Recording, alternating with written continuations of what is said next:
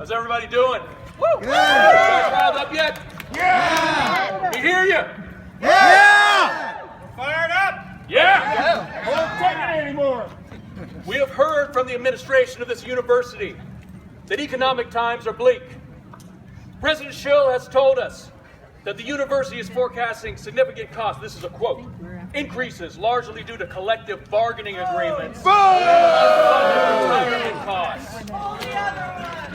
Exactly. That sound right to you?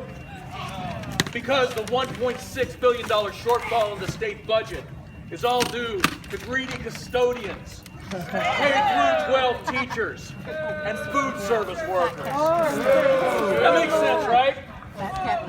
We greedy public sector workers food workers who make 12% less than our private sector counterparts. We greedy public sector workers, 20% of whom earn salaries below the food stamp threshold. We greedy public sector workers whose earning power has reduced by over 10% over the last several years. Yet we still, greedy as we are, demand the right to a life of dignity, free from the fear of being one tragic injury away from total financial ruin. That's pretty greedy. If President Schill is so worried about greedy public sector workers, he might start by looking at his own salary. As of January 2017, President Schill earns $1.1 million a year. Basketball coach Dana Altman earns $1.8 million a year.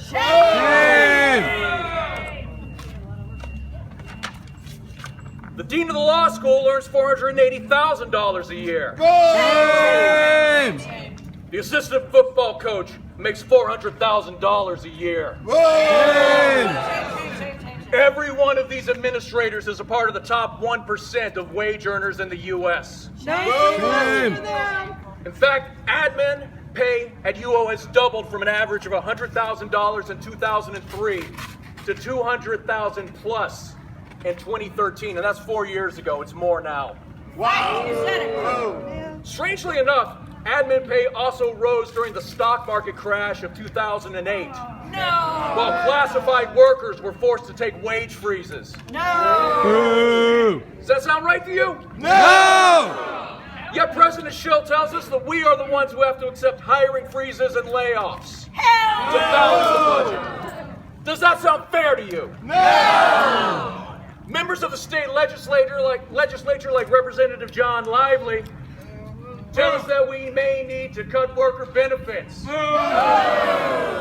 We may need to cut worker retirement. OPSERP especially, which hurts folks like me. We may need to accept furloughs and step freezes. We may need to give up our COLAs. Does that sound fair to you? No! Here are the facts. Oregon has a budget deficit because Corporate taxes aren't being paid. That's right. We rank 50th in the nation in effective corporate taxation. You and I pay our fair share. We pay our fair share. Meanwhile, Comcast hasn't paid a penny for the last 10 years. We can do better. Yes! Hospitals and big pharma charge exorbitant rates for basic health care and necessary prescription drugs, while our legislators talk about chipping away at our health care. Shame! We can do better. Yes, we can! It is up to us to hold our representatives accountable. Yes, it is.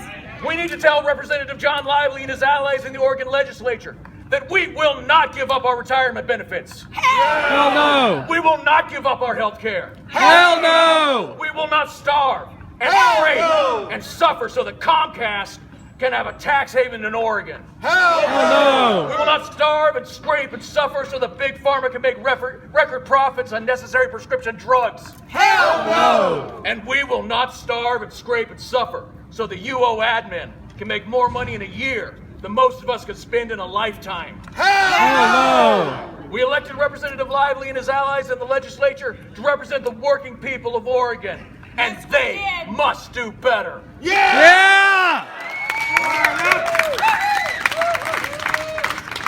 We pay taxes, why don't they? Corporations ought to pay. We pay taxes, why don't they? Corporations ought to pay. We pay taxes, why don't they? Corporations ought to pay. We pay taxes, why don't they? Corporations ought to pay. Yeah!